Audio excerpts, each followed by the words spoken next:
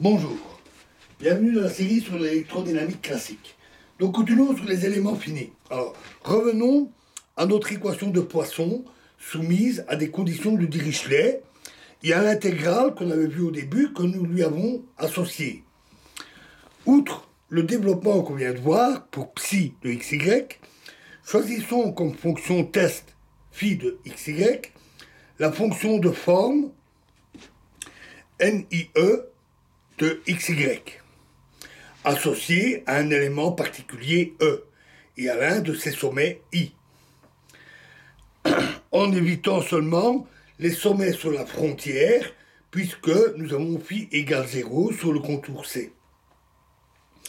Ce choix réduit l'intégrale, et la somme précédente qu'on a vue, à une intégrale portant uniquement sur l'élément choisi, comme le faisait le choix de la fonction à petit support pour le réseau carré. Une fois l'homogénéité transférée dans le membre de droite, l'intégrale s'écrit somme de j égale 1 jusqu'à 3 de gamma JE intégrale sur E de nabla I nabla NI, pardon, E fois nabla NJE dx dy égale l'intégrale sur E de G NI E dx dy. Si G de xy varie peu dans l'élément E, on peut l'approximer par sa valeur GE égale à G de XE, YE, sa valeur au centre de gravité du triangle. Et on peut le sortir de l'intégrale. L'intégrale restante vaut alors intégrale sur E de NI dxy NIE dx dy est égal à SE, donc c'est fois GE, égale SE fois AI plus BI XE plus CI YE, c'est-à-dire avec les relations Rho-K que nous avions vues, un tiers de SE.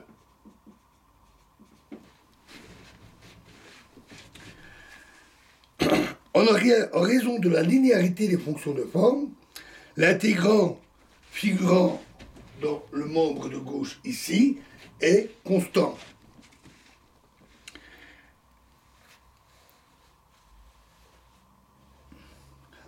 Alors, remarquons que la dérivée de NIE par rapport à x est égale à BI, et la dérivée de NIE par rapport à y égale CI. Et posons KIJ E égale SE fois BI BJ plus CI CJ. Les KIJE représentent les coefficients de couplage sans dimension associés au triangle E. On montre aisément que ces coefficients dépendent de la forme du triangle, mais non de sa taille ou de son orientation. Alors, les figures suivantes montrent deux exemples de tels triangles. un triangle rectangle et un triangle équilatéral. Avec donc des angles de 45 degrés, 90 degrés, et 60 degrés, 60 degrés, 60 degrés. Et seule cette forme importe. Alors on va avoir un demi, 0, moins un demi, moins un demi, moins 1 sur 2 racines de 3, moins 1 sur 2 racines de 3, moins 1 sur 2 racines de 3, et les sommets, 1 racine de 3, 1 sur racine de 3 et 1 sur racine de 3. Les coefficients diagonaux KII de E sont situés au sommet I correspondant et les éléments non diagonaux KIJE sont le long des côtés du triangle entre les sommets I et J correspondants. La définition des coefficients de couplage permet d'écrire la relation sous la forme somme de J égale 1 jusqu'à 3, donc de la partie gauche de l'intégrale, égale KIJE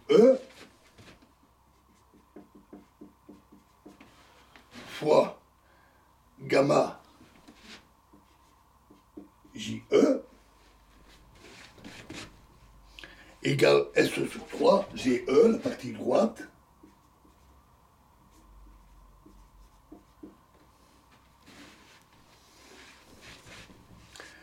et à chaque élément, donc ici, il n'y avait pas GE, excusez-moi. À chaque élément, donc pour I égale 1, 2 ou 3. Et donc à chaque élément E correspondent 3 équations algébriques, sauf lorsque le triangle a des côtés intégrés, à un de ses côtés intégrés à la frontière. Dans ce cas-là, c'est plus simple. Et les 3 équations couplées peuvent s'écrire sous forme matricielle, KE fois gamma E égale GE. Où ici, on a une matrice 3, 3, elle a des vecteurs colonnes de dimension 3. Voilà, et nous verrons la suite dans la prochaine vidéo. Je vous remercie.